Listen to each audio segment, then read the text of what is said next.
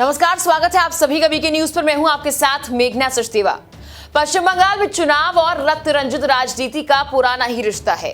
इस बार विधानसभा चुनाव में भले ही चुनाव के दौरान कुछ न हुआ, लेकिन चुनाव बाद जो हिंसा हुई वो ये बताने के लिए काफी थी कि कैसे ममता बनर्जी की सरकार में गुंडे बेखौफ होकर वारदातों को अंजाम देते हैं।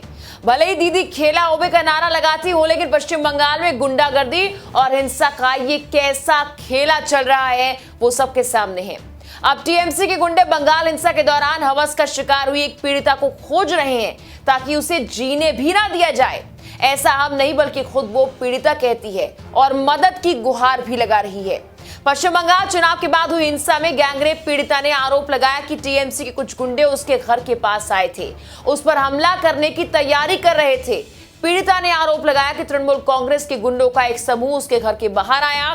सुप्रीम कोर्ट की वकील मोनिका अरोड़ा से बात करते हुए ऋतु ने कहा कि 6 टीएमसी के गुंडे उनके घर के पास एक पेड़ के नीचे इंतजार कर रहे हैं और उसके बाद ज्यादा लोगों को जमा करने के लिए उन्हें फोन कर रहे हैं। पश्चिम बंगाल की पीड़िता ने कहा कि उसे डर है कि कहीं गुंडे उसके घर पर कभी भी हमला ना कर दें। आगे उसने कहा कि गुंडों ने उसके चचेरे भाई से संपर्क किया था जो उनके घर के पास किराने की दुकान चला रहा है।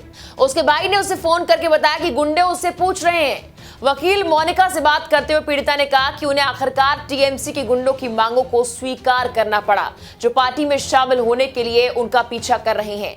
उन्होंने कहा हालांकि वो पार्टी में शामिल तो जरूर हो गई हैं, लेकिन कभी भी इसका हिस्सा नहीं बनेंगी। उन्होंने आगे ये भी कहा कि वो खुद को और अपने पिता को पिछले कई दिनों से लगातार मिल रही धमकियों और बदनामी को बचाने के लिए टीएमसी में शामिल हुई।